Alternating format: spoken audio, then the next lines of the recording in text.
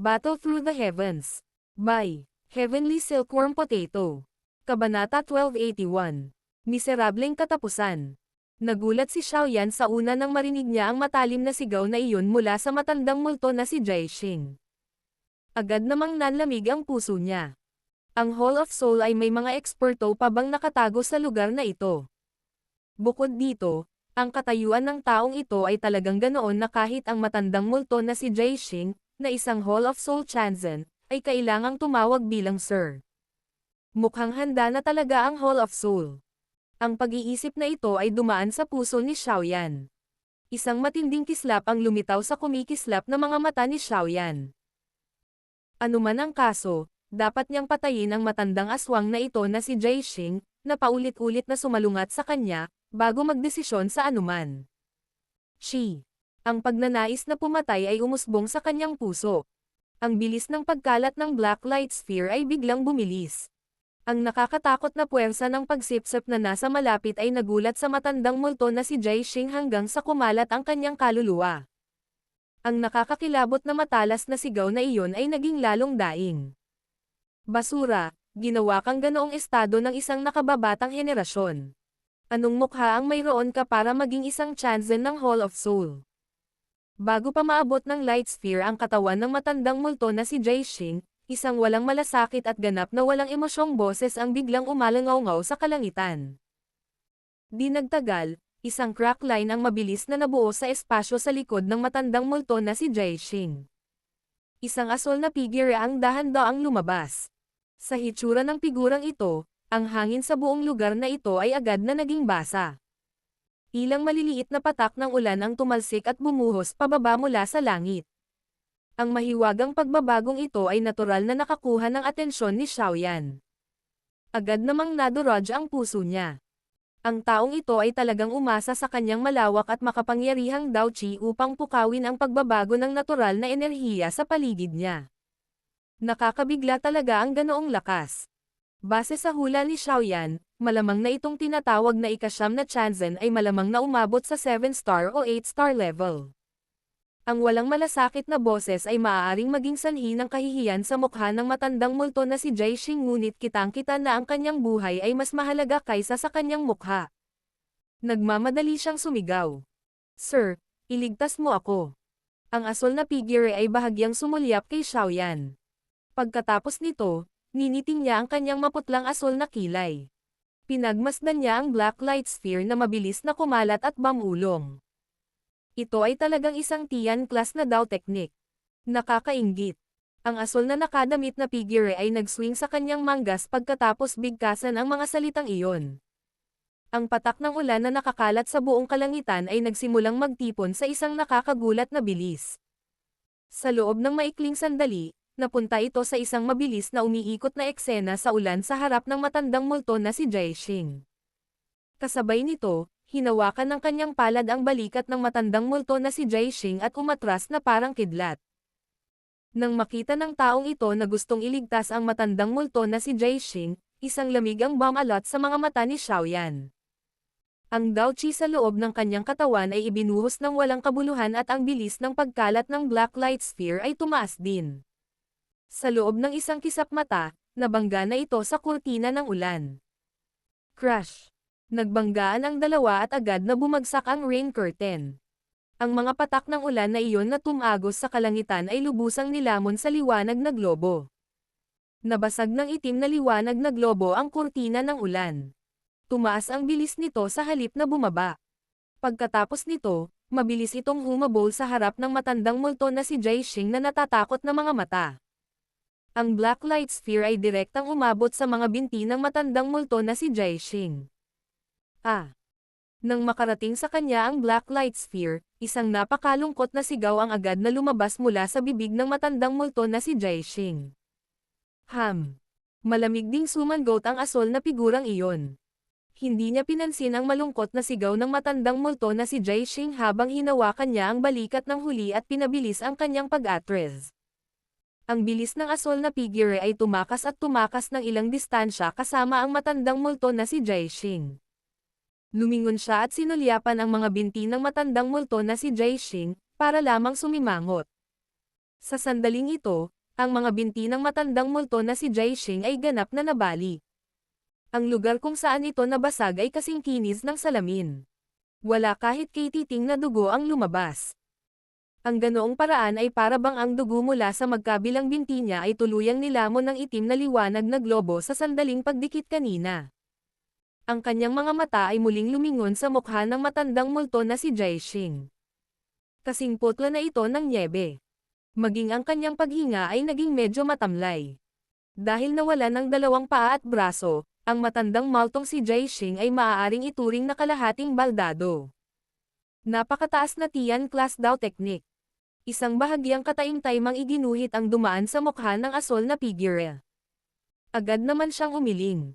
Idiniin ng kanyang mga daliri ang bakanteng hangin at mabilis na umatras ang kanyang katawan. Kahit na sa kanyang lakas, hindi niya nais na puwersahang tanggapin ang Great Heaven Creation Palm. Kahit na matanggap niya ito, magdudulot ito sa kanya ng ilang pagkalugi. Ito ay hindi isang bagay na nais niyang makita. Kahit na gusto mong umalis, kailangan mong iwanan ang matandang multo na iyon. Malamig na tumawa si Xiaoyan nang makita niya ang mabilis na bilis ng asol na figure. Bigla niyang naikuyom ang kamay niya. Lumaganap ang malawak at makapangyarihang Daochi. Ang bilis ng black light sphere na iyon ay tumaas din sa limitasyon nito. Naglabas ito ng swoosh na tunog at kumalat na parang kidlat. Pagkatapos nito, hinabol nito ang matandang multo na si Jaishing, na ang balikat ay hinawakan ng asol na figure, na may isang matulin na kidlat na parang bilis na hindi makareact ng mabilis. Sa wakas, tinamaan nito ang dibdib na bahagi ng huli sa harap ng kanyang hindi mapapantayang takot na mga mata. Chi! Isang malambot na tunog ang lumitaw. Nanlaki ang mata ng matandang multo na si Jaishing na agad na tumigas. Unti-unting lumabas ang sariwang dugo mula sa sulok ng kanyang bibig. Ang kanyang mukha ay parang lantang puno. Ang kanyang puwersa sa buhay ay ganap na naglaho sa isang kisap mata. Nilamon ng liwanag na globo ang bahagi sa ibaba ng dibdib ng matandang multo na si Jaishing at sa wakas ay tumigil na sa paglawak dahil naabot na nito ang limitasyon nito. Sa wakas, dahan-dahan itong naglaho sa harap ng hindi mabilang na bilang ng mga nakakatakot na tingin. Sa wakas ay tumigil na ang asol na figure nang mawalan ng puwersa sa buhay ang matandang multo na si Jaishing. Pagkatapos nito, malamig na tumingin ang kanyang tingin sa itim na globo ng liwanag na mabilis na nawala. Sa wakas, huminto ang kanyang mga mata kay Xiaoyan sa gitna ng light sphere. Talagang karapat-dapat kang maging inapo ni Xiao Zuan. Ang kagalang-galang na ito ay medyo mausisa kung bakit naaabot mo ang antas ng Dao Zone sa ganoong edad. Maaaring ang bloodline ng angkan ng Xiao, na matagal ng nazayang, ay magagamit muli. Ang asol na figure ay tumingin kay Xiaoyan at mahinang nagsalita. Hindi sumagot si Xiaoyan. Napasulyap lang ang kanyang tingin sa matandang nasa harapan niya. Nakasuot ng asol na damit ang matanda. Maging ang kanyang buhok at kilay ay kulay asol. Ang kanyang magkabilang mata ay tila naglalabas ng walang katapusang at napakalakas na enerhiya ng water affinity, na nagiging sanhi ng pakiramdam ng isa na medyo nawalan ng pag-iisip. Ang asol na nakadamit na matandang ito ay maaaring mukhang ordinaryo ngunit naunawaan ni Xiaoyan na ang lakas ng matandang ito ay hindi mas mahina kaysa sa Ancient Void Dragon na si Heiqing, na nakilala niya noon. Malamang na hindi dahil sa bloodline. Hindi ka panipaniwala na ang ganitong uri ng nazayang na bloodline ay maaaring magayos ng isang dalubhasa tulad ni Xiao Zuan. Malamang na imposibleng magayos ng pangalawang Xiao Zuan. Ang matandang iyon na may asol na damit, na tinawag ng matandang multo na si Jaishing bilang pangsyam na Chanzen, ay umiling lamang at bamulong sa sarili sa harap ni Xiao. Nazayang ang bloodline. Bahagyang sumimangot si Xiaoyan at nakaramdam ng pagdududa sa kanyang puso. Mula sa kahulugan ng mga salita ng matandang ito, tila ang Xiao clan ay nagtataglay ng isang kasaysayan na hindi niya alam noon pa man. Gayunpaman, ang anumang lakas ng bloodline ay isang bagay na hindi niya naramdaman kahit kaunti sa lahat ng mga taon na ito. Maliban sa pag-asa sa flame mantra para lamunin ang heavenly flame, ang dahilan kung bakit naabot niya ang kanyang kasalukuyang antas ay dahil sa akumulasyon ng kanyang sariling pagsisikap. Walang kredito para sa anumang lakas ng bloodline. Okay lang kung may pagdududa ka. May magpapaliwanag sa iyo kapag narating mo na ang Hall of Soul. Ang ika-9 na Chanzen ay tumawa ng mahina pagkatapos na makita ang pagdududa ni Xiaoyan. Sinulyapan niya ang matandang multo na si Jiexing, na natitira na lamang sa itaas ng kanyang dibdib. Pagkatapos nito, dahan-dahan niyang ipinilig ang ulo. Isang mayamang asol na enerhiya ang kumalat mula sa kanyang palad. Kasunod nito, binalot nito ang natitirang bahagi ng katawan ng matandang multo na si Jiexing bago naging isang asol na nagyayelong kristal. Sa isang pitik ng kanyang kamay, nabasag ang ice crystal. Sa isang putok ito ay sumabog sa hindi mabilang na mga fragment. Ang katawan ng matandang multo na si Jiexing ay naging alikabok din. Bagaman ang matandang multo na si Jiexing ay nabigo sa maraming misyon at nararapat na parusahan, ang dapat magsagawa ng parusang ito ay hindi ikaw. Sa makatuwid, dapat kang managot sa kanyang pagkamatay. Tumingin ang asol na mata ni Ninth Chanzen kay Xiaoyan at sinabi. Malamig na tumawa si Xiaoyan. Ang Dao Qi ay mabilis na lumundag sa loob ng kanyang katawan. Ang Heavenly Flame ay nagsimula ring magsama-sama sa loob nito. Handa siyang gamitin ang lahat ng kanyang lakas para labanan ang ika-9 na Chanzen na ito. Alam kong nagtataglay ka ng Fire Lotus na may hahambing sa isang Tian class na Dao technique. Gayunpaman, ito ay hindi sapat. Hindi ka magkakaroon ng pagkakataong magpakawala ng ganoong pag-atake sa harap ng kagalang-galang na ito. Kaya, dapat kang umalis kasama ang kagalang-galang na ito. Ang aking misyon ay maaaring ibalik kang buhay ngunit maaari kang ituring na buhay hanggat may natitira ka pang hininga. Dahan-daang ipinitik ni Ninth Chanzen ang kanyang mahabang daliri sa kanyang manggas at nagsalita ng walang ekspresyon. Hindi ako naniniwala. Bahagyang naningkit ang mga mata ni Xiaoyan. Talagang naramdaman niya ang isang uri ng mapanganib na aura mula sa ika-9 na Chanzen. Gayunpaman, hindi ito sapat para sumuko siya ng walang laban. Agad na nanginig ang kanyang mga balikat at naka-extend ang berdeng red bone wings. Ang mga pakpak ay ikinapak at ang kanyang katawan ay agad na napaatras ng paputok. Maraming mga after-image ang lumitaw sa kalangitan, na naging sanhi ng pagkasilaw ng isa. Dahan-daang umiling ang ika-9 na Chanzen nang makita niyang umatras ang katawan ni Xiaoyan. Ang espasyo sa tabi niya ay dahan-daang naging distorted at ang kanyang katawan ay nawala sa kakaibang paraan. Agad na tumayo ang mga butas sa buong katawan ni Xiaoyan nang mawala ang ika-9 na Chanzen. Gayunpaman, kumurap lang ang kanyang mga mata nang makitang wala pang 2 talampakan ang asol na figure sa kanyang harapan. Ang kagalang-galang na ito ay nagsabi na ang mga ito ay walang silbi. Wala pa ring pakialam ang mukha ni Ninth Chanzen. Ang kanyang kanang kamay ay dahan-daang inanod at ang tubig na chi na tumagos sa kalangitan ay natipon. Sa wakas, ito ay sinamahan ng mga alon pagkatapos ng mga alon ng masaganang madilim at malamig na enerhiya. Mabilis itong tumakbo patungo kay Xiaoyan na parang kidlat. Lumipad ang palad ni Ninth Chanzen nang walang babala. Mabilis na naging seryoso ang ekspresyon ni Xiaoyan. Ang lilang kayumangging apoy ay nagmamadaling natipon sa kanyang kanang kamay. Sa wakas, nag-transform ito sa isang paliko-liko na apoy na dragon na bumangga ng husto sa kamay ng ika-9 na Chanzen. Shi. Nagkabanggaan ang dalawa. Gayunpaman, walang tunog na nanginginig sa lupa. Nag-ugnay ang init at madilim na lamig. Nagbuga ito ng isang makapal na puting usok at isang mainit na tunog ang umalangaw-ngaw. Bang! Ang pakikipag-ugnayan na ito ay hindi nagpatuloy ng matagal bago ang isang malalim na tunog ay umalangaw-ngaw sa loob ng fog. Kaagad, isang miserableng figure ang sumuray-suray at lumipad palabas. Sa wakas, nabasag ito ng husto sa isang pader ng bundok. Ang nakakatakot na puwersa ay direktang nagdulot ng isang makapal na linya ng bitek sa braso na umakyat sa matigas na pader ng bundok. Grog. Pinunasan ni Xiaoyan ang bakas ng dugo sa gilid ng kanyang bibig. Iniluwa niya ang dugo sa kanyang bibig habang nakatingin sa asol na figure sa kalangitan na may malungkot na ekspresyon. Posible para sa kanya na makipaglaban kapag kaharap ang matandang multo na si Jiexing. Gayunpaman, wala talaga siyang lakas para gumanti sa mga kamay nitong ika-9 na Chanzen. Umalis ka kasama nitong kagalang-galang na sarili. Sinulyapan ng ika-9 na Chanzen sa langit si Xiaoyan. Gumalaw ang katawan niya at humarap siya sa huli. Ang kanyang palad ay dahan-daang inabot at humawak sa mga balikat ni Xiaoyan. Isang walang pakialam na boses ang unti-unting lumabas. Matiim na tinitigan ni Xiaoyan ang ikasyam na Chanzen, na naglahad ng kanyang kamay. Isang kawalang awa ang sumilay sa kanyang mga mata.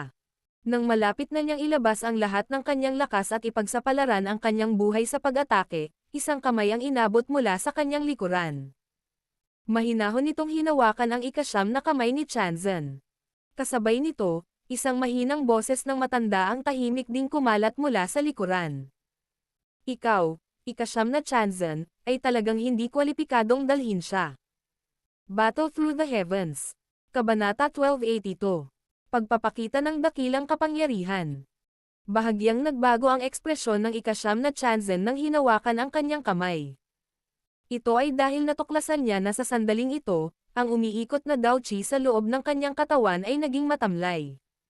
Mabilis ding naglaho ang fog na natatakpan ng mga patak ng ulan. Ang eksenang ito ay natural na nagdulot ng ilang pagkabigla na pumukaw sa puso ng ikasyam na Chanzen.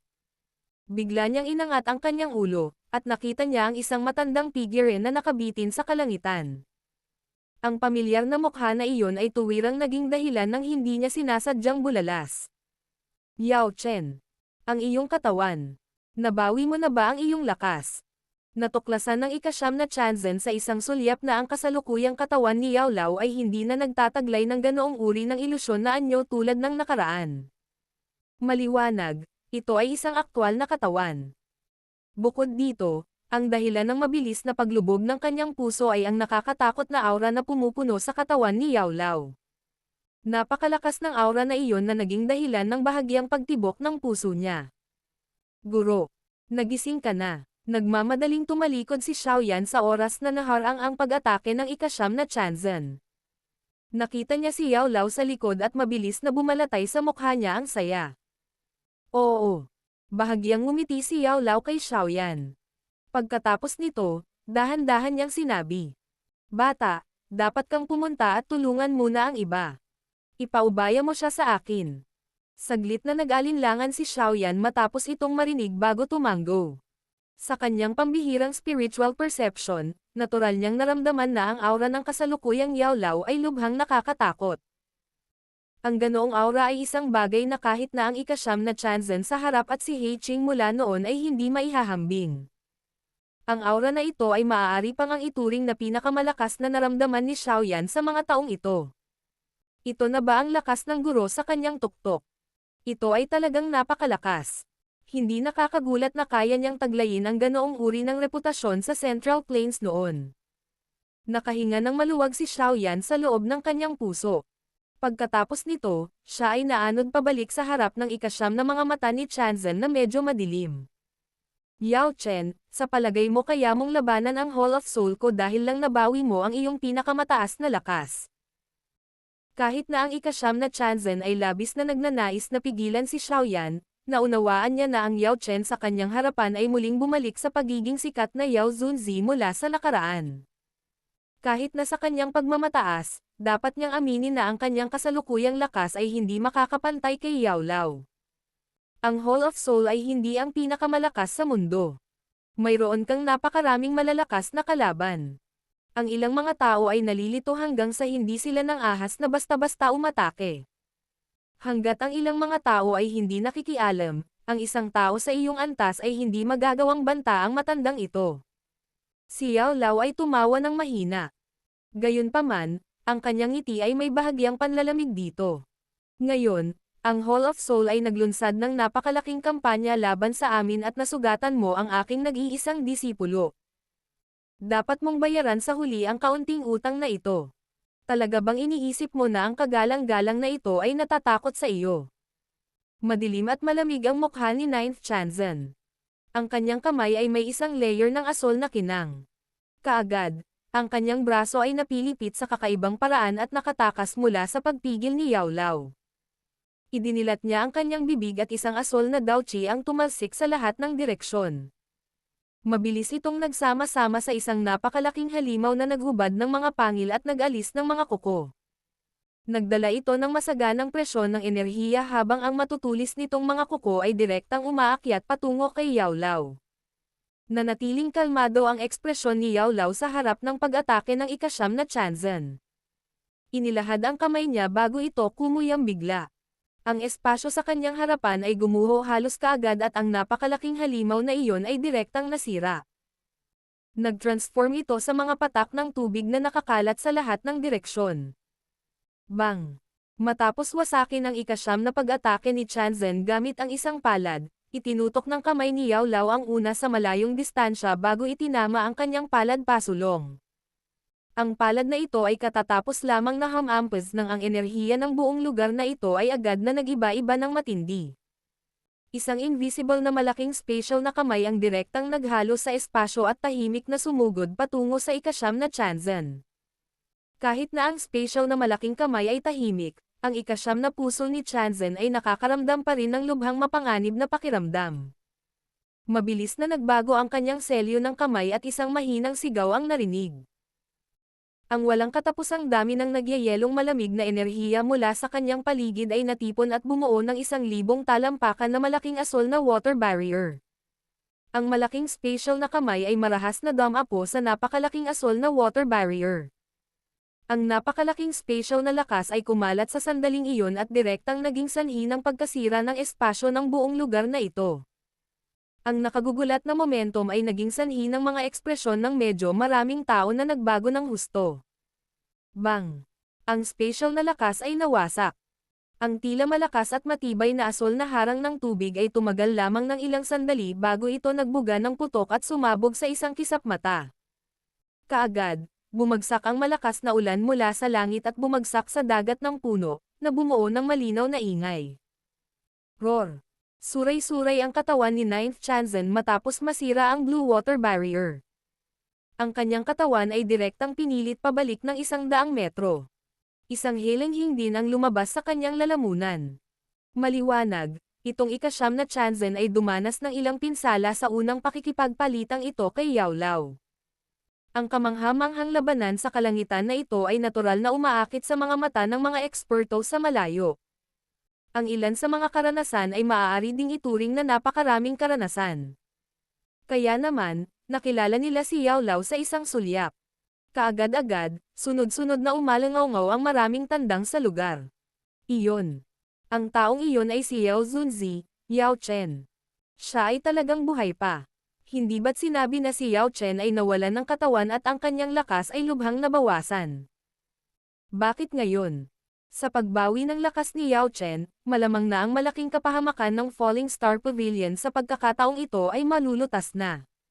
Ang reputasyon at lakas ng Falling Star Pavilion ay anggat din kaagad. Maging ang 3 lambak ay hindi makakalaban sa kanila. Ang mga pribadong pag-uusap na sinamahan ng ilang hindi kilalang emosyon ay kumalat. Napakaraming tao ang nagkatinginan. Medyo komplikado ang mga ekspresyon sa kanilang mga mata. Ang pagbabalik ni Yao Zunzi Yao Chen sa Central Plains ay talagang isang malaking balita. Ang ilan sa mga eksperto mula sa mga matatandang henerasyon ay lubos na naramdaman ang impluwensya ni Yao Lao sa Central Plains noon. Bagamat maraming taon na ang lumipas, walang nakalampas kay Yao Lao sa pagiging nangungunang alchemist sa Central Plains. Kahit na ang 3 dakilang pinuno ng Peel Tower ay walang pagpipilian kundi ang aminin na hindi sila may kukumpara kay Yao Chen. Sa sandaling ito, ang nangungunang alchemist ng Central Plains, na nawala sa loob ng maraming taon, ay muling lumitaw. Ang pagkabigla at ripple na nilikha nito ay natural na magiging earthshaking. Pinanood ni Xiaoyan si Yao Lao, naganap na ng ibabaw. Isang mahinang ngiti din ang ipinakita niya. Dahil nabawi ni Yao Lao ang kanyang pinakamataas na lakas, ang Falling Star Pavilion ay hindi na kailangang mag-alala tungkol sa Hall of Soul na maghihiganti sa hinaharap. Sa kabila ng lahat, sa kabila ng pagiging malakas ng Hall of Soul, ang dakilang lakas na ito ang naging dahilan upang magkaroon ito ng maraming implikasyon. Ang ilan sa mga dalubhasa sa rurok ay hindi maaaring basta-basta lamang umatake. Hanggat hindi umaatake ang mga ekspertong ito, magiging ligtas ang Falling Star Pavilion. Bang! Nag-isip sandali si Xiaoyan. Isang muffled na tunog ang biglang ipinadala mula sa langit.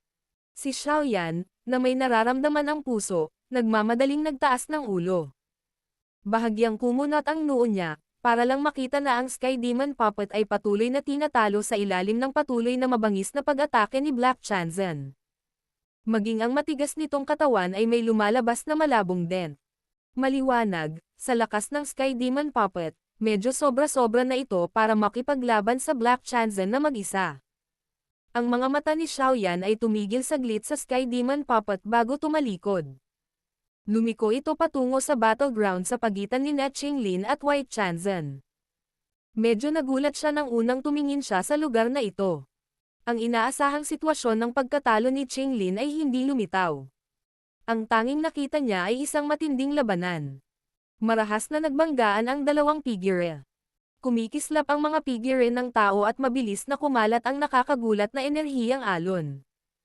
Ang aura na ito. Ang Ancient Heaven Serpent na iyon. Bahagyang ipinikit ni Xiaoyan ang kanyang mga mata.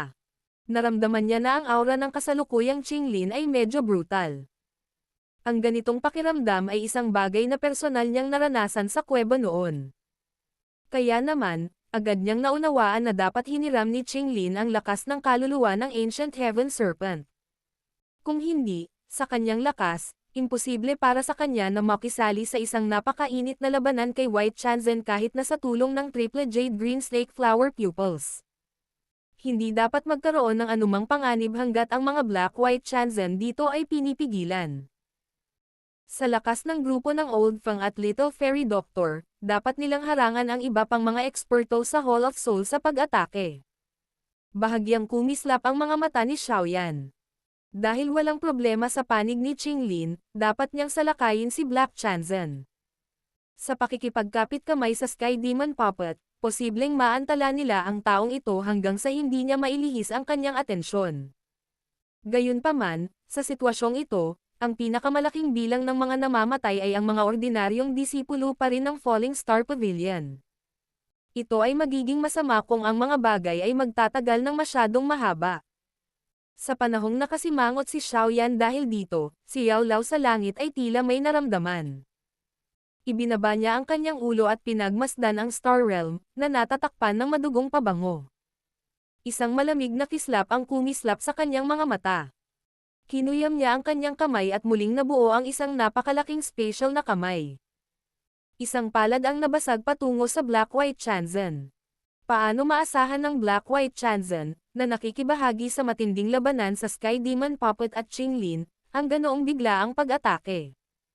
Kaya naman, nakuha lamang nila ang kanilang atensyon pagkatapos dumating ang pag-atake.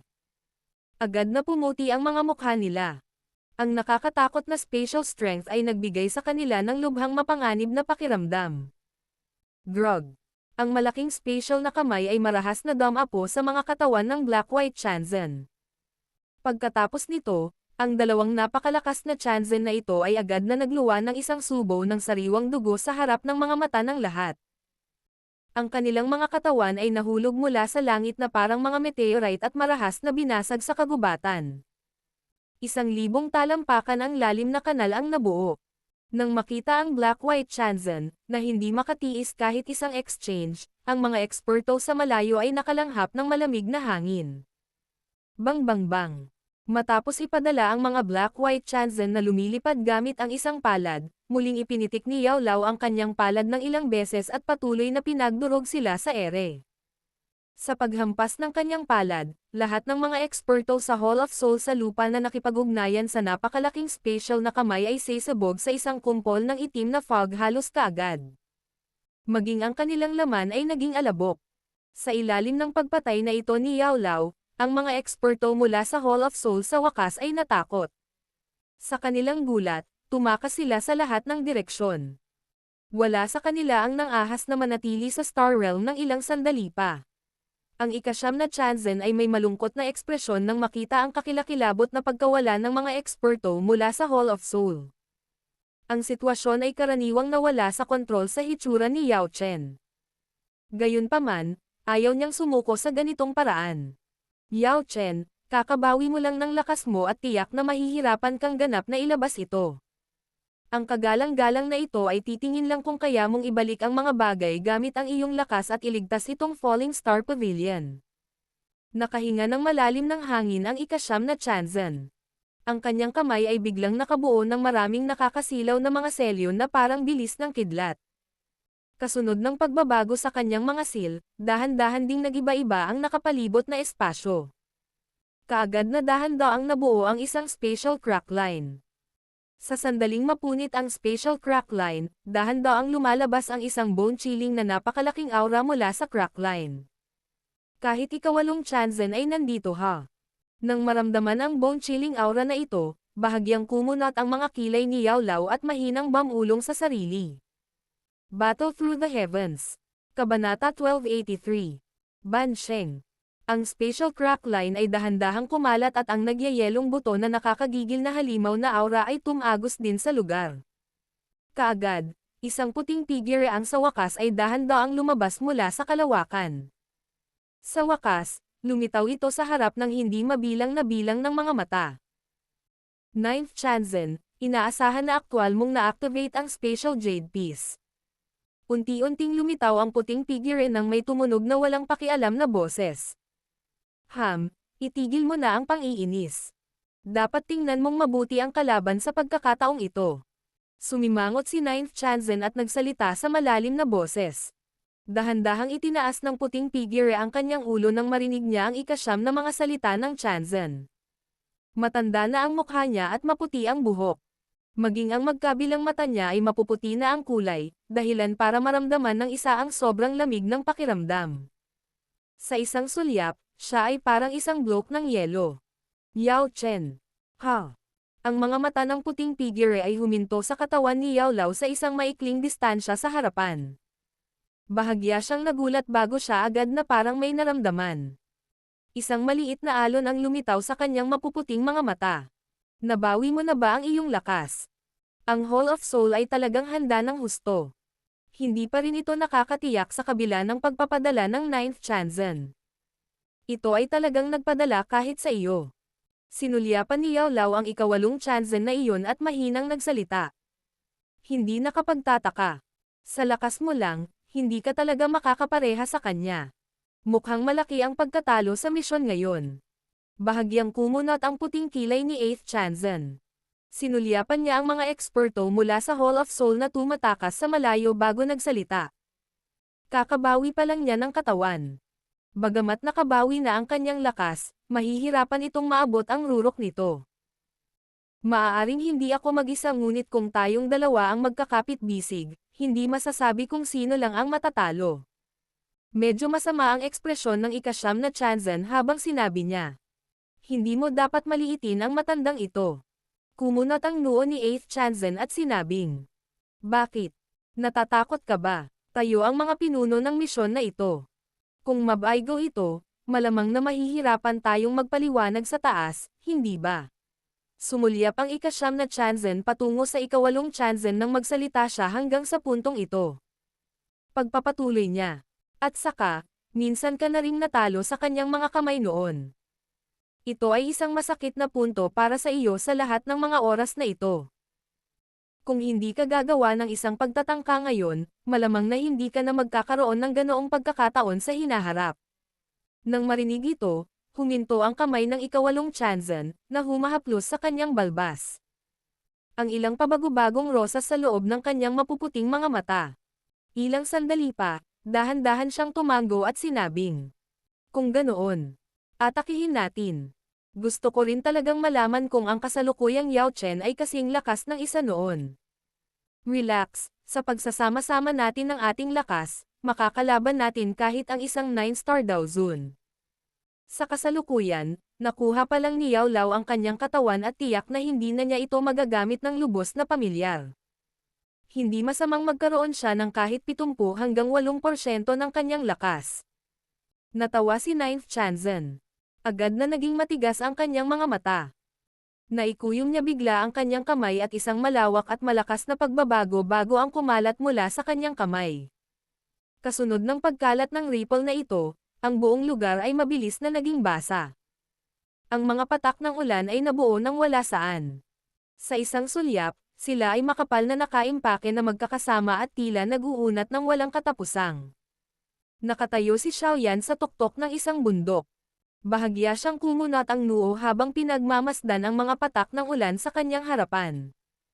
Hinawakan ng kanyang kamay ang isa sa mga ito, nagulat na lamang siya nang makitang ang loob ng patak ng ulan na ito ay naglalaman ng napakakapal na enerhiya sa pagkakaugnay ng tubig. Bagamat ang ganitong uri ng enerhiya ay tila banayad at mahinahon, ito ay nagtataglay ng napakalakas na katangian ng pagguho. Batay sa hula ni Xiaoyan, kung ang patak ng kakaibang patak ng ulan na ito ay kukunan ng napakabilis, malamang na madali itong makapasok sa Daochi defense ng isang ekspertong Daohuang. Isang patak lamang ang nagtataglay ng nakakatakot na mapanirang lakas. Gaano nga ba kakilakilabot ang mapangwasak na lakas kung magsasama-sama ang makapal na walang katapusang patak ng ulan sa kalangitan? Sinasabi na ang pagsulong ng bawat bituin sa klase ng Daozun ay magiging sanhi ng labis na pagtaas ng lakas ng isang tao. Totoong-totoo ang mga salitang ito. Mahinang ungol ni Xiaoyan. Kasalukuyan siyang may lakas ng isang 2-star Daozun. Matapos ilabas ang Skyfire 3 Mysterious Change, naabot lang niya ang lakas ng isang 4-star Daozun. Bukod dito, ito ay dahil ang mga materyales na ginamit niya upang ilabas ang Skyfire 3 Mysterious Flame ay tatlong uri ng Heavenly Flames. Kung ito ay ilang iba pang mga apoy, malamang na hindi niya maitataas ang kanyang lakas ng isang bituin. Bukod dito, sa kabila ng naabot ni Xiaoyan ang lakas ng isang 4-star Daozun, mayroon lamang siyang dalawang paraan upang patayin ang isang taong may lakas ng matandang multo na si Jiaxing. Ang isa ay upang pagsamahin ang Annihilation Lotus Flame sa 4 na Heavenly Flame. Ang isa pa ay umasa sa Tian class na Dao skill, Great Heaven Creation Palm, na natutunan niya. Maliban sa mga ito, wala na siyang anumang pamamaraan. Mula dito, masasabi kung gaano kalaki ang pagkakaiba sa pagitan ng mga antas sa loob ng klase ng Daozun. Kung ang isa ay hindi nagtataglay ng isang espesyal na pamamaraan, ito ay medyo mahirap na lumaban sa mga antas. Si Yao Lao ay nakatayo sa hangin sa malayong kalangitan. Kalmado ang kanyang mga mata habang pinagmamasdan ang mahiwagang patak ng ulan na kumalat sa kalangitan. Anumang patak ng ulan na lumitaw sa loob ng 1,000 talampakan mula sa kanya ay sisabog sa sandaling ito ay nabuo. Sa sandaling ito, ang mga mata ng lahat, hindi alintana kung ang mga disipulo ng Falling Star Pavilion o ang mga eksperto sa malayo, ay natipon sa kalangitan. Masasabi ng lahat na ang dalawang nangungunang ekspertong ito sa Hall of Soul ay naghahanda na magpakawala ng isang tunay na nakakatakot na pag-atake sa sandaling ito. Magtipon. Ang ekspresyon ng Ninth Chanzen ay hindi pangkaraniwang seryoso sa sandaling ito. Isang malakas na sigaw ang biglang umalangaw mula sa kanyang lalamunan habang nagbabago ang mga seal na nabuo ng kanyang mga kamay. Matapos ang malakas na sigaw ng Ninth Chanzen, ang mahiwagang patak ng ulan na pumuno sa kalangitan ay agad na yumanig. Agad silang sumugod ng paputok sa kanya sa gitna ng mga alon pagkatapos ng mga alon ng hangin na naghahati ng swoosh na tunog. Sa wakas, mabilis itong naipon sa harap ng Ninth Chanzen. Sa isang kisap mata, dahan-daang lumitaw ang 1,000 talampakan na malaking Asher Rainbow. Napakalaki ng rainbow. Ito ay ganap na asol na kulay. Habang ito ay mabagal na umiikot, ang napakalaking enerhiya na kumalat mula rito ay naging sanhi ng pagmumukha ng maraming tao. Kung ang enerhiyang ito ay sesabog, malamang na ang bulubunduking ito ay mawawasak at mapapatag sa isang iglap. Nang mabuo ang bola ng ulan, ang ika-8 Chanzen sa tabi ay nakahinga rin ng malalim na hangin. Itinaas niya ang kanyang kamay at itinuro ang rainbow mula sa malayo. Ang makapal na puting malamig na hangin ay biglang tumalsik mula sa kanyang kamay. Sa wakas, dumaikit ito sa bola ng ulan. Crack, crack. Ang makapal na puting yelo ay mabilis na kumalat nang madikit ang bola ng ulan. Sa loob ng maikling sandali, ang asol na bowl ang iyon ay naging isang napakalaking bowl ang yelo. Bukod dito, ang enerhiya na nasa loob nito ay nagiging mas nakakatakot. Ang lakas ng isang Dao skill na pinagsanib kamay ng dalawang elite na Hall of Soul expert para ilabas ay sapat na para makabasag ng kahit isang kaluluwa. Ang mga bagay ay naging medyo wala sa kamay sa oras na ito. Ang mga ekspertong iyon sa di kalayuan ay tumingin sa napakalaking bolang yelo sa kalangitan. Ang nakakatakot na pagbabago-bago ng enerhiya na kumakalat mula sa bola ng yelo ay naging dahilan upang maging ang kanilang mga kaluluwa ay makaramdam ng pressure. Habang ang kanilang mukha ay mapatla, ang mga taong ito ay nagsimulang umatras. Kung ang gayong nakakatakot na enerhiya ay sesabog, ang buong bulubundukin ay magiging patag. Malamang na ililibing din sila sa lugar na ito. Swoosh swoosh swoosh. Ang ekspresyon ng grupo ni Feng Zunzi sa loob ng Falling Star Pavilion ay mataimtim habang pinapanood niya ang mga eksperto na mabilis na umaatres. Sa hitsura ng enerhiyang nasa loob ng ice ball na ito, malamang nahuli na para makatakas kahit na nagsimula na silang tumakbo ngayon. Yao Chen, noon, ang kagalang-galang na ito ay natalo sa iyong mga kamay. Siguro kung may kakayahan ka bang harangan itong pinagsamang pag-atake naming dalawa ngayon. Medyo namutla ang mukha ni 8th Chanzen matapos niyang gawing ice ball ang rain ball. Maliwanag, ang pag-ataking ito ay naubos ang malaking halaga ng kanyang lakas. Ikanawit lamang ni Yao Lao ang kanyang mga kilay sa harap ng malakas na sigaw ng 8th Chanzen. May kaunting emosyonal na pagbabago-bago sa kanyang mukha. Para bang ang napakalaking bola ng yelo na maaaring sirain ang hanay ng bundok ay wala. Gusto kong makita kung hanggang kailan mo masusubukang maging matapang. Ang 9th Chanzen ay hindi sinasadyang tumawa ng malamig sa harap ng katahimikang ito ni Yao Lao. Ang magkabilang kamay niya ay nakabuo ng maraming sil na parang bilis ng kidlat. Ilang sandali pa ay biglang namula ang mukha niya. Isang subo ng sariwang dugo ang iniluwa at ipinutok sa napakalaking bola ng yelo. Isang paputok na sigaw ang biglang tumunog. Rain Heaven Erosion. Umalangaw-ngaw sa kalangitan ang isang sigaw na puno ng walang kapantay na pangangibabaw. Ang 9th Chanzen Duo ay biglang sumulong gamit ang kanilang mga kamay. Ang napakalaking bola ng yelo ay nanginginig saglit bago ito nagsimulang umikot ng mabilis. Sa wakas, mabilis itong sumugod patungo kay Yao Lao ng may bilis na parang kidlat sa gitna ng nakakabinging dagandong. Sa oras na sumugod ang bola ng yelo, isang nakakatakot na enerhiyang alon ang kumalat mula rito. Ang bawat pulgada ng nakapalibot na espasyo ay gumuho. 1,000 talampakan ang malaking madilim na itim na spatial crack na linya ay lumitaw mula sa walang laman na espasyo tulad ng isang itim na laso. Nang makita ang mapanirang lakas ng bola ng yelo, ang mga tumatakas na eksperto ay lubos na natakot. Todo-todo ang ginawa nila upang palakasin ang kanilang bilis habang nagmamadali silang lumabas sa bulubunduking ito. Seryoso ang ekspresyon ni Xiaoyan habang pinagmamasdan ang napakalaking ice ball mula sa tuktok ng bundok. Kaagad, huminto ang kanyang mga mata kay Yao Lao, na hindi man lang kumikibo. Nakahinga ng maluwag ang kanyang puso matapos makita ang ekspresyon ng huli. Nakakatakot na pag-atake. Pavilion Chief. Mahaharangan ba niya ito? Ang lahat ng mga disipulo ng Falling Star Pavilion ay sobrang tensyonado sa sandaling ito. Sa harap ng nakakatakot na lakas na ito, maging ang buong bulubundukin ay naging napakaliit. Sa ganoong sandali, ang tanging magagawa nila ay ilagay ang kanilang pag-asa kay Yao Lao. Ngayon, ikaw at ang Falling Star Pavilion ay mawawasak sa ilalim ng pinagsamang lakas naming dalawa.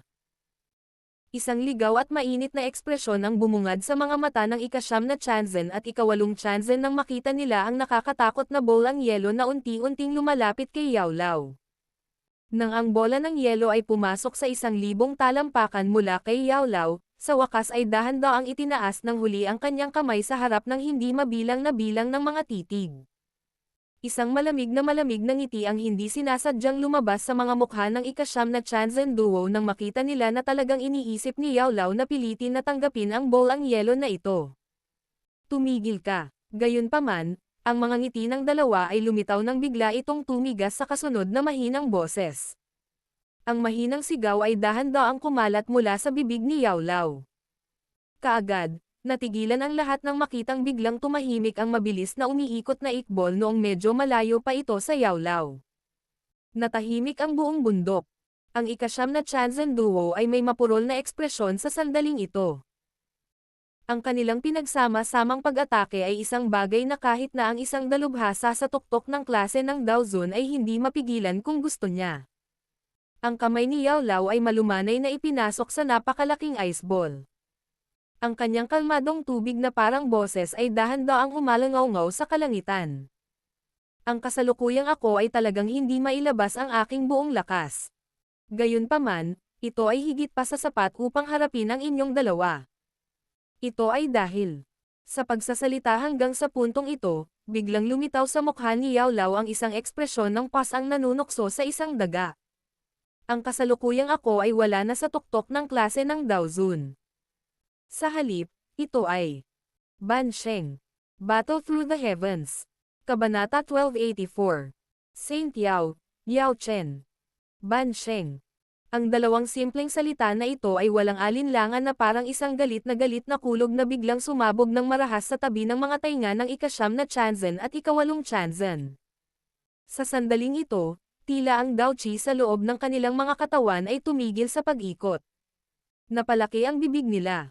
Mapurol ang kanilang mga mukha habang nakatingin sa matandang lalaki sa di kalayuan, na nagpahinto sa napakalaking bowl ang yelo gamit ang isang kamay. Ban Sheng. Marahil ay maaaring makita ng ibang mga tao na hindi pamilyar ang antas na ito. Gayunpaman, ang ika-9 at ika-8 Chanzen ay medyo pamilyar dito. Ito ay dahil ang antas na ito ay tinawag na kailaliman ng kawalan ng pag-asa ng maraming eksperto sa tuktok ng klase ng Daozun. Karamihan sa mga eksperto sa mundong ito na nakarating sa rurok ng klase ng Daozun ay huminto sa dulo ng klase ng Ban Sheng na ito. Hindi alintana kung paano sila nagsanay, hindi nila nagawang talagang makapasok sa tinatawag na Ban Sheng class na ito. Sa pamamagitan lamang ng pagpasok sa klase ng Ban Sheng ang isang tao ay maaaring magkaroon ng kwalifikasyon para makapasok sa klase ng Dao Sheng. Masasabi pa nga na si Ban Sheng ang pinakamahalagang pundasyong bato bago pumasok sa klase ng Dao Sheng. Kung ang isa ay hindi makapasok sa antas ng Ban Sheng, makakalimutan ng isa ang tungkol sa pagiging isang tunay na piling tao na Dao Sheng. Habang ang Dao Di ay unti-unting nagiging isang alamat na umiral lamang sa kasaysayan, ang simpleng salitang Sheng ay kumakatawan sa rurok ng buong mundong ito. Ang isang piling Daozun ay maaaring ituring na mga nangungunang eksperto sa kontinenteng ito. Gayunpaman, ang tuktok sa huli ay hindi kumakatawan sa tuktok. Ang rurok ng mundong ito ay pag-aari ng mga ekspertong iyon ng mas mataas na uri. Katulad nito, ang tinatawag na antas ng Ban Sheng ay isa ring estado na pinangarap ng ika-9 at ika-8 Chanzen. Gayunpaman, naunawaan ng kanilang mga puso kung gaano kahirap na maabot ang antas na ito. Marahil ay hindi nila ito tunay na maabot kahit na gagamitin nila ang kanilang buong buhay. Hindi nila kailanman inasahan na si Yao Lao ay nakapasok sa klaseng iyon. Mula sa paraan ng pag-iisip nila, kahit na nakuhang muli ni Yao Lao ang isang bagong katawan, napakahirap na para sa kanya na makabawi sa kanyang pinakamataas na lakas, lalo na ang pagbagsak sa tuktok ng klase ng Daozun at sumulong sa isang Ban Sheng. Bagaman hindi nila ito inaasahan, ang katotohanan ay lubhang malupit. Ang sitwasyon na hindi nila inaasahan ay lumitaw sa harap nila bilang katotohanan. Ban Sheng. Ang lahat ng mga mata sa loob ng Star Realm ay natipon sa matandang figure sa langit. Kung ikukumpara sa napakalaking bola ng yelo na iyon, ang figurang ito ay mukhang napakaliit. Gayunpaman, sa sandaling ito, ang pressure na ibinubuga mula sa maliit na figure na ito ay naging sanhi ng kahit na ang nakakatakot na enerhiya na kumalat mula sa loob ng nagyayelong bola upang manginig ng kaunti. Ban Sheng. Ang matandang lalaki na ito ay talagang sumulong sa yugtong iyon. Si Feng Zunzi at ang iba ay natigilan habang pinagmamasdan ang figure. Matagal na panahon ang lumipas bago tuluyang bumalot sa kanilang mga puso ang ligaw na saya. Ban Sheng. Bagamat mayroong salitang ban, ito ay nauugnay pa rin sa salitang Sheng, na kumakatawan sa rurok. Ito ay isang pagbabagong lukso. Ang Falling Star Pavilion ay uunlad na. Ang maraming eksperto, na orihinal na tumatakas, ay tumigil din dahil sa eksena sa kalangitan. Nadama ng ilan sa mga dalubhasang eksperto na natuyo ang kanilang mga bibig. Ang Falling Star Pavilion ay gumawa ng Ban Sheng. Ang tila sumasabog na balitang ito ay malamang nawalisin sa buong Central Plains na parang isang bagyo. Ang reputasyon at lakas ng Falling Star Pavilion sa hinaharap ay malamang natataas sa isang nakakatakot na paraan sa loob ng maikling panahon. Maaaring nakakatakot ang Hall of Soul ngunit ang Falling Star Pavilion sa hinaharap ay hindi na isang bagay na maaari nilang sirain dahil lang sa gusto nila. Ang isang eksperto sa klase ng Bansheng ay isang tao na kahit na ang Hall of Soul ay dapat seryosong tretuhin. Higit sa lahat, ang piling Bansheng na ito ay isa ring nangungunang alchemist sa kontinente. Ang kanyang reputasyon at impluwensya ay malamang na isang bagay na hindi maihahambing ng sinuman. Kaya, sa sandaling ito, naunawaan ng lahat na ang Falling Star Pavilion ay uunlad. Si Xiaoyan ay may masayang mukha habang nakatayo siya sa tuktok ng bundok. Ang tagumpay ni Yao Lao mula sa tuktok ng klase ng Daozun at pagsulong sa antas ng Bansheng ay higit na lumampas sa kanyang inaasahan. Bagamat ang mga sangkap na pinili niya upang pinuhin ang katawan ni Yao Lao sa oras na ito ay lahat ay may mataas na kalidad at na siya ay nagdagdag pa ng isang Daosheng braso sa dulo, hindi niya inaasahan na sa kalaunan ay mapapayagan nito si Yao Lao na magtagumpay. Sa orihinal, batay sa kanyang mga inaasahan, ang kakayahan ni Yao Lao na mabawi ang kanyang pinakamataas na lakas ay isa ng napakasayang bagay. Kung tungkol sa paglusot sa klase ng Daozun, ang uri ng bagay na iyon ay isang bagay na hindi pinag-iisipan. Ito ay dahil ang kahirapan sa paglusot sa klase ng Daozun ay isang bagay na naunawaan din niyang mabuti. Bagamat mas kaunti ang mga piling tao na Daozun sa kontinenteng ito, ang kanilang mga bilang ay malayo sa punto na kasing bihira ng balahibo ng phoenix o sungay ng unicorn. Sa kabilang banda, ang maalamat na Daosheng.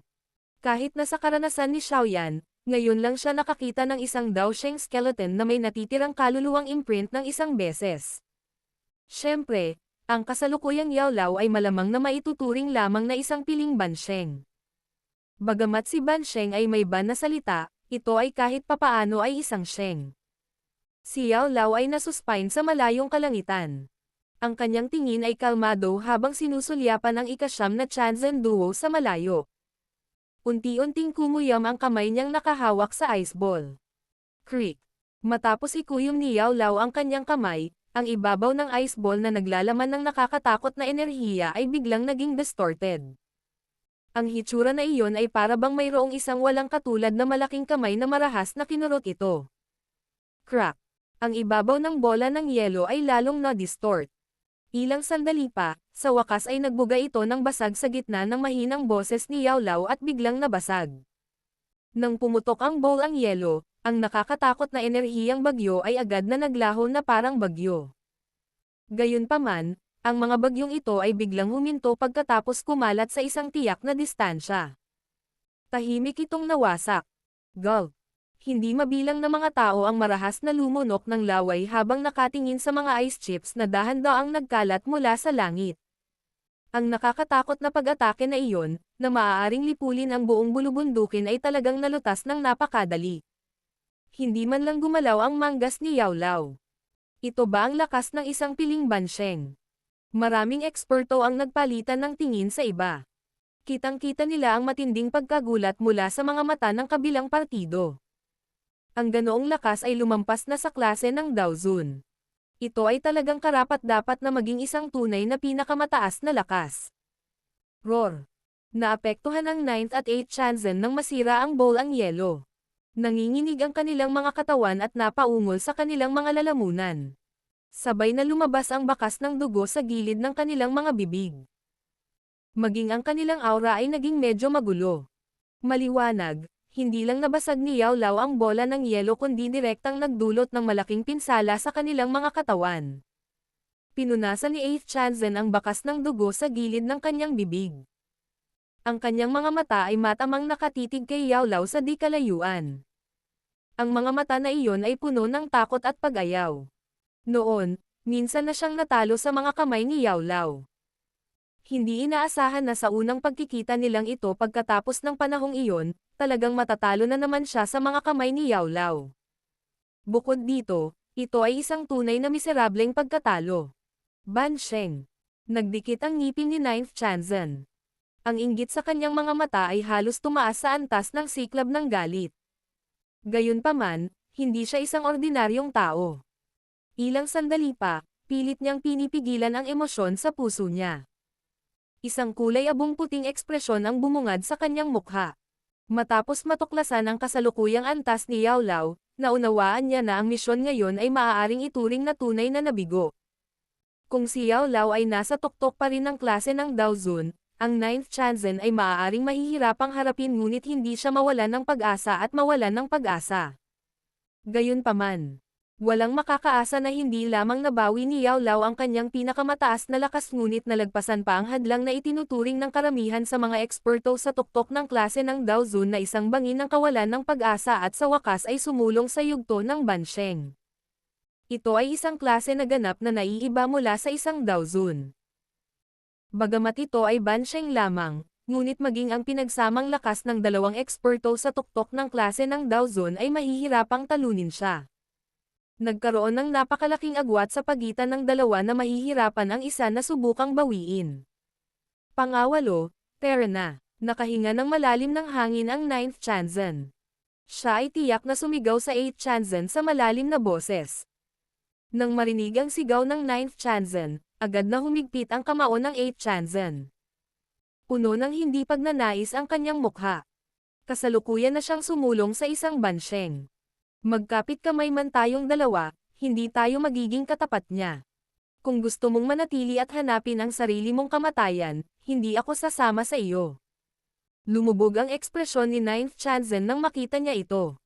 Galit na galit niyang sabi. Terra na. Sa kabutihang palad, itong 8th Chanzen ay hindi rin isang walang ingat na tao. Naunawaan din niya na wala ng pagkakataong ibalik ang mga bagay para sa misyong ito ngayon. Ang tanging nagawa niya ay ang tumango. Ikinumpas niya ang kanyang kamay at ang espasyo sa tabi niya ay mabilis na napunit sa isang spatial crack line. Nag-flash ang katawan nila at sumugod sila sa crack line na ito. Dahil dumating ka, dapat kang mag-iwan ng kahit ano. Si Yao Lao sa malayong kalangitan ay napangiti ng mahina nang makita niya ang sitwasyong ito. Iniabot niya ang kanyang kamay at marahas na kinuyam ito habang tinutumbok ang spatial crack line sa di kalayuan. Boom! Matapos ikuyom ni Yao Lao ang kanyang kamay, ang spatial crack line na iyon ay agad na bumagsak. Isang walang kapantay na nakakatakot na hangin ang direktang tumagos sa espasyo at sumugod sa spatial crack line. Dalawang mababa at malalim na tinig ang hindi malinaw na nailabas. Grog! Dalawang matangkad na pulang araw ng dugo ang bumaril mula sa linya ng crack pagkatapos lumitaw ang muffled sound. Pagkatapos nito, sumugod ito patungo kay Yao Lao ng may mabilis na kidlat na parang bilis. Gayunpaman, automatiko silang naging isang kumpol ng madugong fog na nagkalat nang umabot sila sa 1,000 talampakan mula sa Yao Lao. Yao Zunzi, maghintay ka lang. Hindi basta-basta tatanggapin ng Hall of Soul ko ito sa pagkakahiga. Habang nakakalat ang araw ng dugo, dahan-dahan ding nawala ang malayong spatial crack line. Gayunpaman, ang galit ng ika-9 na Chanzen ay tumagos sa hangin at umalangaw-ngaw sa lugar na ito. Ang sakit na nasa loob ng dagandong ay nagpapahiwatig na ang naunang palad ni Yao Lao ay nasaktan siya ng husto. Bahagyang ngumiti si Yao Lao sa paraang walang pag-aalinlangan sa harap ng dagandong na ito. Sa pagsulong sa yugto ng Bansheng, maaari siyang ituring na tumapak sa pinakamataas na antas ng kontinente. Ang kasalukuyang siya ay hindi na ang Yao Zunzi mula noon. Marahil, ang kasalukuyang siya ay maaaring magkaroon ng isa pang anyo ng address tulad ng Saint Yao, Yao Chen. Battle Through the Heavens. Kabanata 1285. Pagkilala sa matandang kakilala. Tumingin si Yao Lao sa lugar kung saan nawala ang 9th Chanzen at 8th Chanzen. Ilang sandali pa, sa wakas ay binawi ni Yao Lao ang kanyang mga mata. Sinulyapan niya ang malayong mga eksperto ngunit hindi niya ito pinansin. Tumalikod siya at lumapag sa tabi ni Xiaoyan. Bahagyang nagsalubong ang kanyang mga kilay nang makita ang gulo sa loob ng Star Realm. Bagamat napigilan niya ang pagtatangka ng Hall of Soul na sirain ang paksayon, ang Falling Star Pavilion ay nawalan din ng ilang mga disipulo sa kamatayan. Kung hindi dahil kakasulong ko lang sa isang Bansheng at hindi matatag ang pundasyon ko, ibinaon ko na sana ang dalawang iyon kasama ng lahat ng namatay. Napabuntong hininga si Yao Lao. Ang kanyang tono ay may kung anong mamamatay tao na intensyon sa loob nito. Hindi kailangang mag-alala ang guro tungkol dito. Kung hindi dahil sa iyong pakikialam ngayon, malamang na ang Falling Star Pavilion ay talagang magdurusa sa isang malaking kalamidad ngayon. Nakangiting sabi ni Xiaoyan. Lahat ito ay salamat sa iyo. Kung hindi, kalimutan ang tungkol kay Bansheng, kahit na ang pagbawi sa aking pinakamataas na lakas ay magiging napakahirap. Nakangiting sabi ni Yao Lao. Ang kanyang ngiti ay medyo masaya. Matanda, binabati kita. Sa panahong nakikipag-chat si Yao Lao kay Xiaoyan, pinangunahan din ni Feng Zunzi ang iba na mabilis na sumugod. Itinaas niya ang kanyang mga kamay patungo kay Yao Lao mula sa malayo at sinabi. Nakenjating umiling si Yao Lao. Mahina siyang nagsalita. Magbigay ng mga tagubilin para asikasuhin ang gulo. Malamang na ang Hall of Soul ay hindi maglalakas loob na madaling dumating at umatake muli. Tumanggaw si Feng Zunzi. Sa isang elite na Bansheng na naruroon, malamang na mauunawaan din ng Hall of Soul na walang kabuluhan para sa isang ordinaryong eksperto na dumating. Pagdating sa isang eksperto sa klase ng Bansheng, malamang na kahit na ang Hall of Soul ay hindi basta-basta makapagpapadala sa kanila ayon sa gusto nito. Maraming especially iya mula sa iba't ibang paksayon ang dumating ngayon. Marahil ay hindi magtatagal bago kumalat ang balita na nakarating ka na sa klase ng Bansheng sa buong Central Plains. Hindi ito masamang pagkakataon. Kasama mo ang iyong reputasyon bilang nangungunang alchemist sa kontinente, malamang na hindi tatanggihan ng ilan sa mga lumang demonyo na may ilang pagkakaibigan sa amin ang aming imbitasyon. Inihayag ni Feng Zunzi ang kanyang iniisip. Bahagyang tumanggaw si Yao Lao. Masyadong mababaw ang pundasyon ng Falling Star Pavilion. Kahit nasa gitna ng 4 na pavilion, maaari itong ituring na naitatag sa pinakamaliit na panahon. Kahit na siya ay kasalukuyang sumulong sa isang Bansheng, walang maraming mga eksperto sa pavilion na maaaring magkaroon ng kanilang sarili. Ang isang tao ay hindi dapat magkulang sa gayong mga karakter kung nais niyang palakasin ang isang paksayon. Sa kabutihang palad, si Yao Lao ay kasalukuyang hindi lamang isang Bansheng kundi hawak din ang titulo ng nangungunang alchemist sa Central Plains.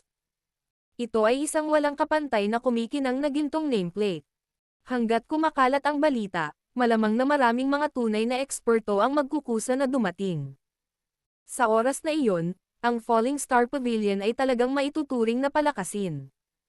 Matapos ang pag-alis ng Hall of Soul, ang Falling Star Pavilion, na nakaranas ng matinding malaking labanan ay unti-unting naging mapayapa sa mga sumunod na araw. Sa panahong ito ng kapayapaan, ang Central Plains ay naging isang malaking kaguluhan dahil ang Falling Star Pavilion ay gumawa ng isang Bansheng. Naunawaan ng lahat kung ano ang kinakatawan ng isang piling Bansheng. Ang ganitong uri ng eksperto ay isang bagay na kahit ang Peel Tower ay hindi nagtataglay ng anak sa ibabaw. Sa puntong ito lamang, sapat na upang lubos na matibay ang reputasyon ng Falling Star Pavilion.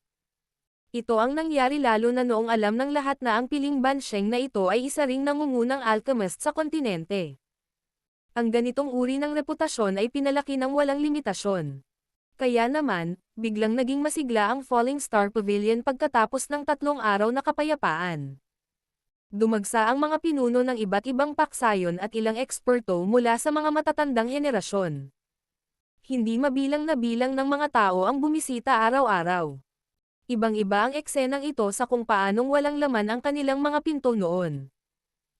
Sa gitna ng kasiglahan na ito, tinanggap din ng ilang eksperto, na dating nagkaroon ng relasyon kina Yao Lao at Feng Zunzi ang imbitasyon na maging panauhing elder ng Falling Star Pavilion.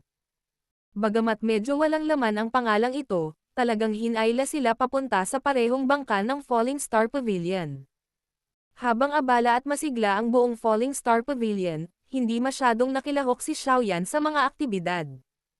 Hindi niya kailanman nagustuhan ang ganitong uri ng pakikipag-ugnayan. Kaya naman, pagkatapos ng araw na umatras ang Hall of Soul, pinili niyang mag-retreat sa Stone Tower sa likod ng bundok upang magsanay. Bagamat sa edad ni Xiaoyan, siya ay itinuturing na namumukod tangi sa mga natatanging tao sa kanyang henerasyon sa pagkakaroon ng ganoong lakas, hindi ito sapat para masiyahan siya. Sa kanyang tumaas na pakikipag-ugnayan sa Hall of Soul, naramdaman din niya kung gaano kakilakilabot ang pangkat na ito. Ang lakas ng 2-star Dow Zone ay hindi nagbigay sa kanya ng kwalifikasyon upang makipaglaban sa kanila.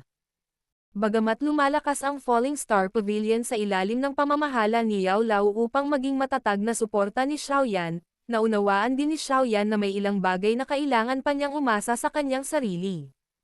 Kaya naman, hindi siya nang ahas na maging tamad pagdating sa pagsasanay. Si Xiaoyan, na nakaupo sa isang stone platform sa tuktok ng Stone Tower ay dahan-daang huminga ng hangin. Dahan-dahan ding bumukas ang nakapikit niyang mga mata.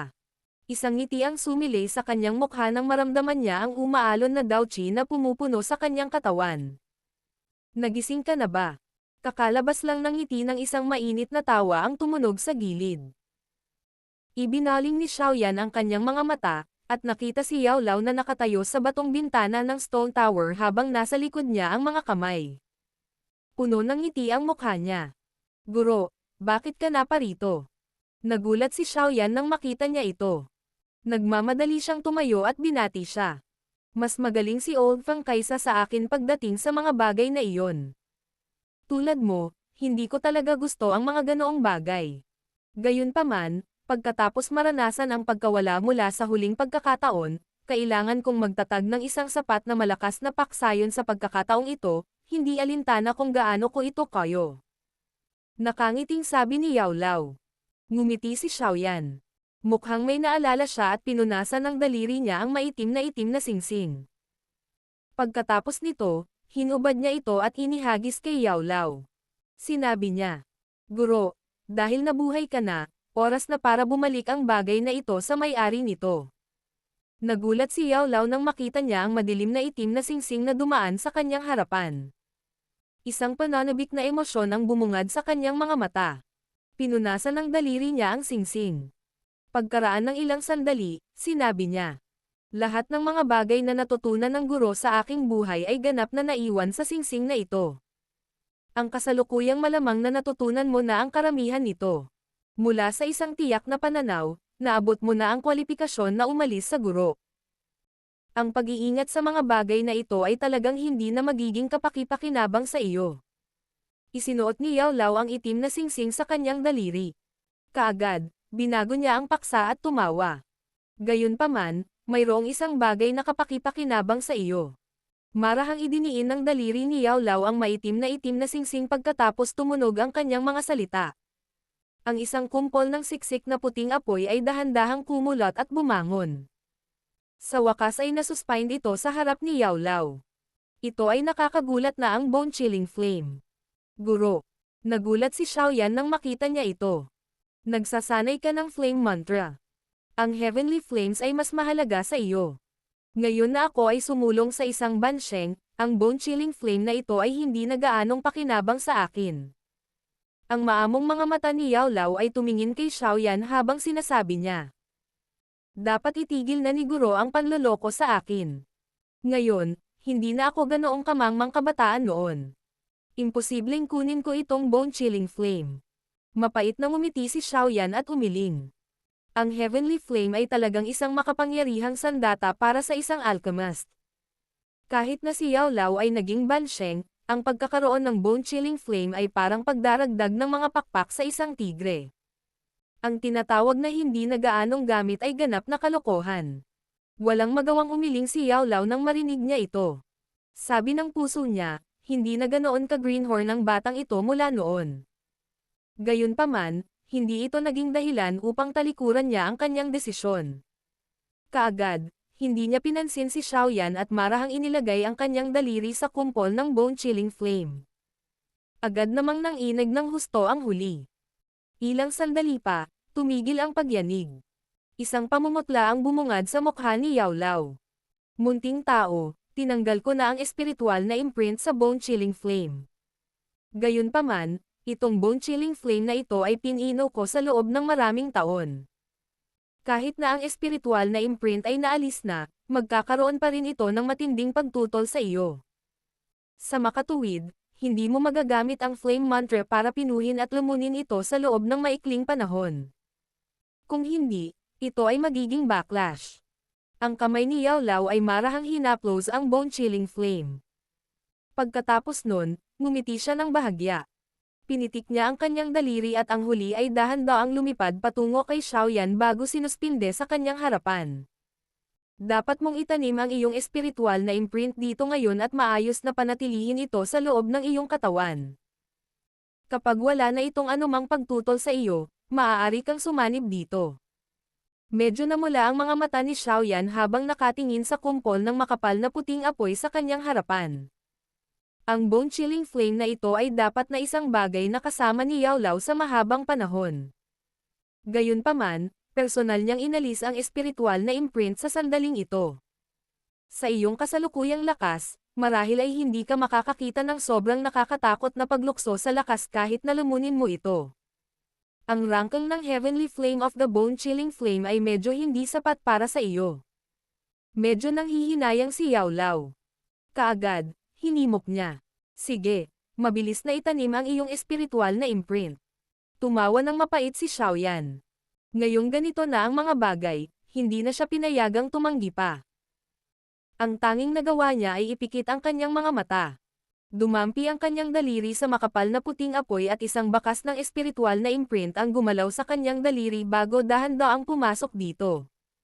Sa pagsalakay ng espiritual na imprint, ang bone-chilling flame sa una ay naglabas ng ilang pagtutol mula sa loob nito. Gayunpaman, ito ay kasalukuyang walang may-ari. Kaya naman, pagkatapos ng maikling pagtutol, nagsimulang kumalat ang paglaban. Ang espiritual na imprint ni Xiaoyan ay matagumpay ding naitanim dito.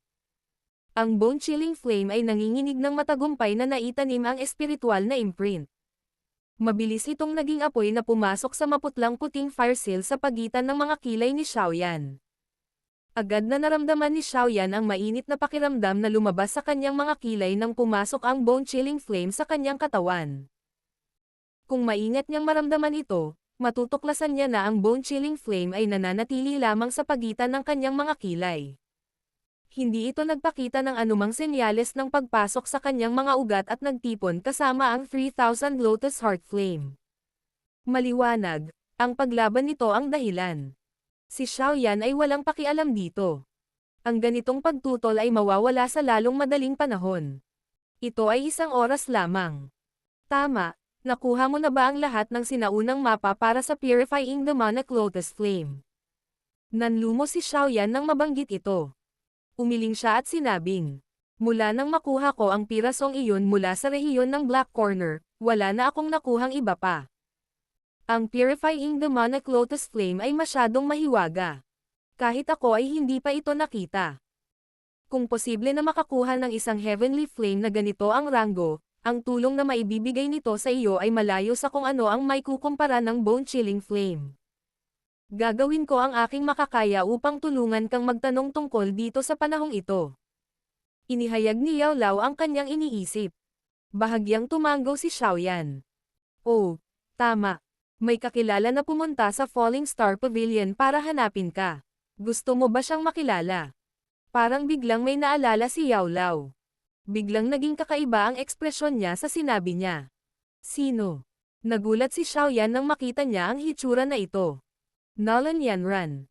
Nang marinig ang pangalang ito, bahagyang kumunot ang noo ni Xiaoyan. Dahil sa karakter ni Nolan Yanran, malamang na hindi siya hahanapin niya ng walang dahilan maliban kung may nangyari ba kay Yun Yun.